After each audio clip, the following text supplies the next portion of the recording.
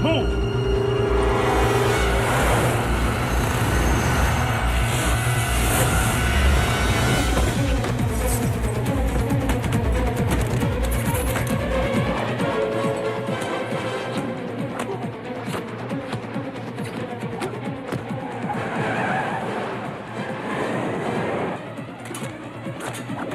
What makes a movie is the editing.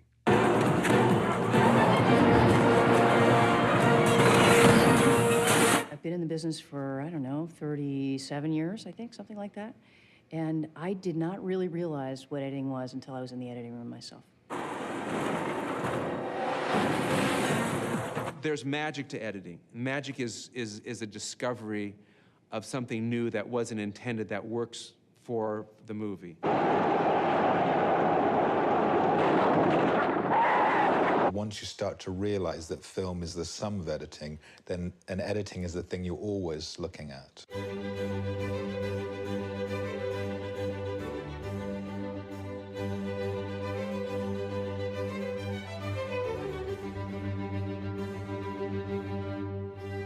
Showtime, folks.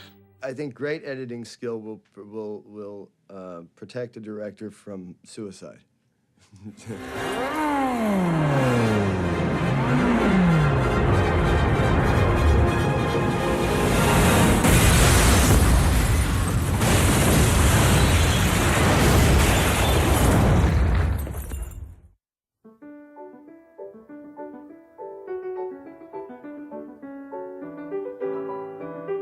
The first filmmakers simply photographed what interested or amused them.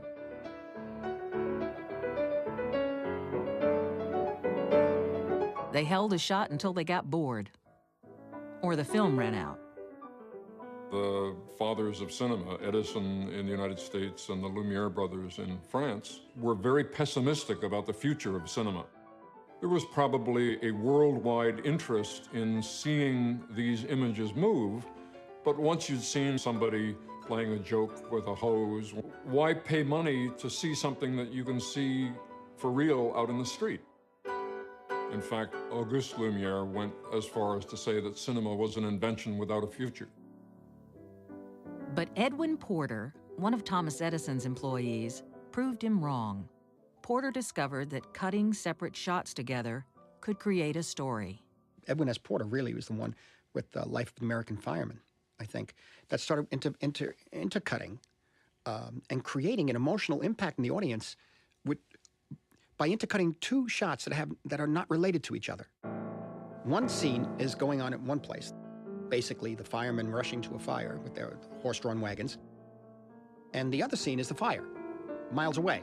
You intercut the two, and you understand psychologically and emotionally that these people's lives are in danger, and these people are coming to rescue them, and you're rooting all of a sudden for that to happen, and you're hoping they save the people.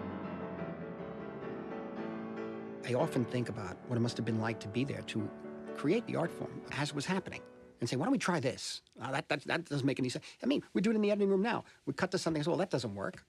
Well, imagine what they must have said in 1904. The Great Train Robbery was Porter's next film. That's when you really begin to see the possibilities. And I'm not saying this because I'm an editor, but the invention of editing is the thing that allowed film to take off. It's the equivalent of the invention of flight. Both human-powered flight and motion picture editing were invented in the same year, and they have similar kinds of effects. The invention of editing gave birth to a new art and a new language.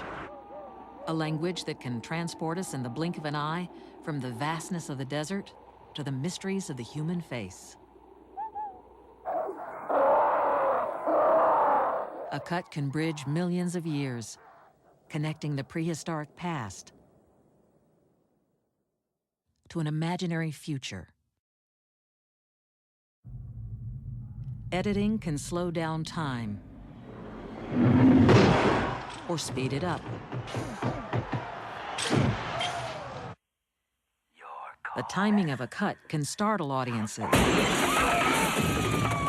cleaning out a crooked laundry, see? Little do Or I know amuse it, but them. there's a dope fiend with a long knife trailing after me. I'm in great danger.